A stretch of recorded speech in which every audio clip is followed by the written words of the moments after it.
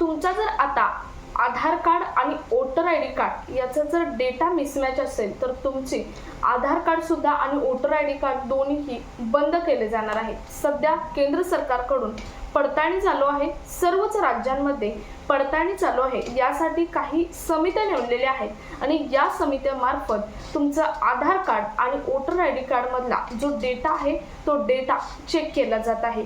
नेमका डेटा काय चेक केला जात आहे तेच आपण आजच्या व्हिडिओमधून पाहणार आहोत। म्हणजे काय मिसमॅच असल्यावरती तुमचं आधार कार्ड किंवा तुमचं वोटर आय डी कार्ड बंद होऊ शकतं, ज्यामुळे तुम्हाला सर्वच लाभ बंद होणार आहेत। म्हणजे प्रत्येक ठिकाणी आता तुमचं आधार कार्ड हे कंपल्सरी आहे आणि जर तुमचं आधार कार्ड बंद झालं किंवा काही ठिकाणी तुम्हाला वोटर कार्डची सुद्धा गरज पडते आणि जर बंद झालं तर तुमचे बरेच बेनिफिट्स हे बंद होणार आहेत।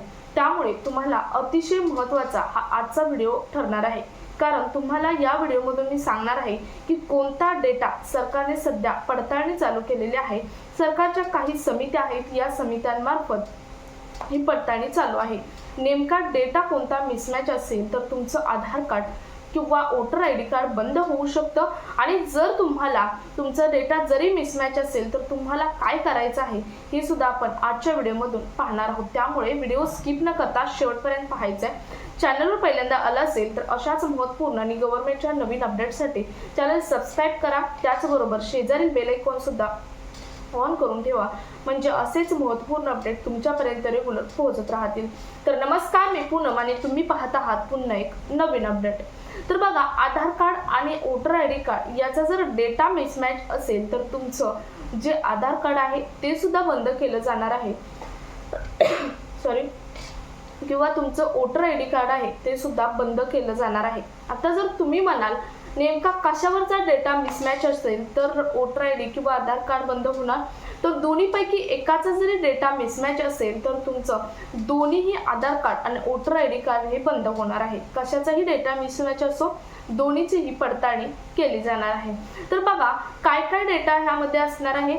तर बघा, तुमचं नाव आहे ते नाव जर तुमच्या वोटर आय डी कार्डवरती असं आहे तेच नाव तुमचं जर तुमच्या ह्याच्यावर आधार कार्डवर नसेल किंवा आधार कार्डवर जे नाव आहे ते वोटर आय डी कार्डवर नसेल तर ते सुद्धा तुमचं पकडलं जाणार आहे डेटा मिसमॅच म्हणून आणि तुमचं आधार कार्ड हे बंद केलं जाणार आहे। म्हणजे फॉर एक्झाम्पल बघा, पूनम नाव आहे, आता पूनमचा प चा पहिला उकार आहे आणि पहिला उकार जर तुमचा आधार कार्ड वरती असेल आणि तुमचा दुसरा उकार हा वोटर आय डी कार्ड वरती असेल तरी सुद्धा तो डेटा मिसमॅच म्हणून पकडला जाणार आहे। कारण जर प चा मराठीमध्ये जरी उकारावरती आला असेल तर इंग्लिशमधून तो PU होतं, पहिला उकार असेल आणि दुसरा उकार असेल तर PW होतं, त्यामुळे तो सुद्धा डेटा मिसमॅच म्हणून पकडला जाणार आहे। त्यामुळे तुमचं आधार कार्ड आणि वोटर आय डी कार्ड यावरती सेम नाव असणं हे अतिशय महत्त्वाचं आहे। म्हणजे तुमचं नाव आडनाव असो किंवा तुमच्या वडिलांचं किंवा तुमच्या हजबंडचं नाव असो, ते सेमच नाव हे तुमच्या वोटर आय डी कार्डवरती असणं हे अतिशय महत्त्वाचं आहे। तरच तो डेटा मॅच आहे असं पकडलं जाणार आहे, अदरवाईज तो डेटा मिसमॅच म्हणून पकडला जाणार आहे आणि तुमचं ऑनलाईन पद्धतीने ते आधार कार्ड किंवा जे वोटर आय डी कार्ड आहे ते पूर्णपणे डिसएक्टिव्ह म्हणजेच बंद केलं जाणार आहे, त्याचा तुम्हाला कोणताही उपयोग होणार नाही। पुढे जाऊन मी सांगणारच आहे यासाठी काय करायचं आहे ते पुढे पाहणार आहोत। त्यानंतर दुसरा डेटा म्हणजे तुमची डेट ऑफ बर्थ। जर तुमची डेट ऑफ बर्थ आधार कार्डवर आहे तीच डेट ऑफ बर्थ तुमच्या जे वोटर आय डी कार्ड आहे त्या वोटर आय डी कार्डवरती असणं अतिशय महत्त्वाचं आहे। तुम्हाला माहीत आहे आता बऱ्याच ठिकाणी वोटर आय डी कार्ड संदर्भात फ्रॉड झालेले आहेत किंवा double voter I D card आहेत, असं बऱ्याच ठिकाणी झालेलं आहे आणि डेटा एकाच नावाने 10 मतदान जे वोटिंग आहे ते केलेले आहे। त्यामुळे सरकारने हा महत्त्वपूर्ण निर्णय घेतलेला आहे आणि त्यामुळेच एकच वोटर आय डी म्हणजेच एकच वोटर आय डी आणि एकच आधार कार्ड तुमचं एकाच असावं यासाठी हा निर्णय घेण्यात आलेला आहे। आणि म्हणून सरकारने तुमचं आधार कार्डवरचं नाव आणि वोटर आय डी कार्डचं वरचं जे नाव आहे ते नाव मॅच करण्याची जी प्रोसेस आहे ती प्रोसेस चालू केलेली आहे। त्यानंतर मी आता म्हटलं डेट ऑफ बर्थ। समजा एखाद्या व्यक्तीची डेट ऑफ बर्थ असेल 16/10/97, परंतु आधार कार्डवर 16/10/97 ही करेक्ट डेट ऑफ बर्थ आहे, परंतु त्याच व्यक्तीची डेट ऑफ बर्थ ही वोटर आय डी कार्डवरती समजा त्याचं साल चुकीचं असेल, म्हणजे 97च्या ऐवजी 98 किंवा 95 असेल, चुकून झालं असेल वोटर आय डी कार्डवरती, तरी सुद्धा चालणार नाही. हा डेटा मिसमॅच म्हणून पकडला जाणार आहे. आणि आता तुम्ही म्हणाल फक्त वोटर आय डी कार्डवरचं जर नाव जे डेट ऑफ बर्थ आहे ती चुकली तर फक्त वोटर आय डी कार्डच बंद करायला पाहिजे, तर नाही. सरकारने निर्णय घेतलेला आहे दोन्हीही बंद केलं जाणार, आधार कार्ड सुद्धा बंद केलं जाणार आणि वोटर आय डी कार्ड सुद्धा तुमचं बंद केलं जाणार आहे.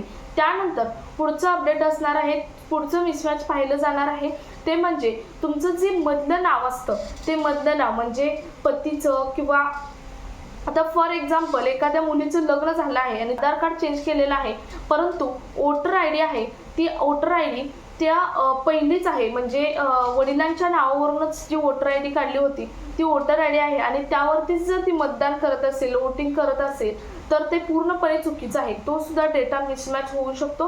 त्यामुळे त्या ठिकाणी सुद्धा तुमचं जे आधार कार्ड आहे आणि वोटर आय डी कार्ड आहे ते पूर्णपणे बंद केलं जाणार आहे, डिसॲक्टिव्ह केलं जाणार आहे. तुम्हाला त्याचा कोणताही प्रकारचा लाभ हा घेता येणार नाही. अतिशय महत्त्वाच्या 3 ते 4 बाबी आहेत जे मिसमॅच डेटा म्हणून तुमचा पकडला जाऊ शकतो. त्यामध्ये पुढचा एक मुद्दा म्हणजे तुमचा ॲड्रेस सुद्धा जो तुमच्या आधार कार्डवर आहे तोच ॲड्रेस तुमच्या वोटर आय डी कार्डवर असणं हे अतिशय महत्त्वाचं आहे. परंतु त्याचमध्ये सरकारने असं सांगितलेलं आहे की त्यामध्ये पूर्णपणे चौकशी केली जाणार. जर तुम्ही एखाद्या शहरात येऊन राहत असाल आणि तुम्हाला जर तिथलं वोटर आय डी कार्ड काढलं असेल तर त्याची चौकशी होणार आणि जर तुमच्या आधार कार्डवर गावचा तुमचा ॲड्रेस असेल तर चालणार आहे, परंतु त्याची चौकशी करूनच पुढे ते कंटिन्यू केलं जाणार आहे, असं सुद्धा त्यामध्ये ऑप्शन सरकारने दिलेलं आहे. आता हे सर्व डेटा मिसमॅच असेल तर तुम्हाला काय करायचं आहे,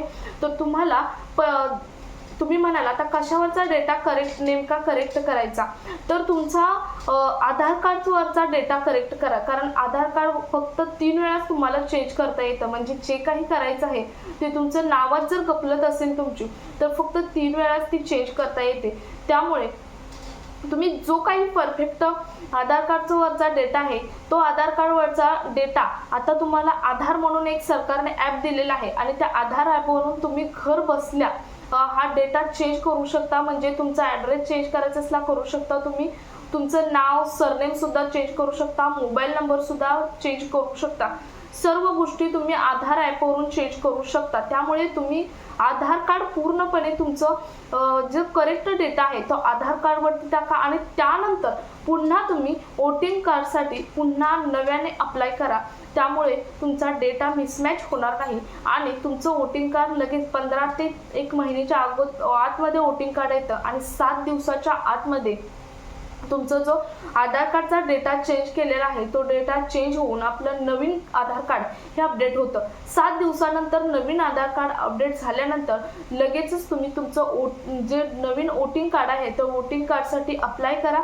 ते सुद्धा तुम्ही घर बसल्या वोटिंग कार्डसाठी अप्लाय करू शकता. वोटर आय डी पोर्टलवरून तुम्ही हे वोटिंग कार्ड घरी बसल्या बसल्या अप्लाय करू शकता.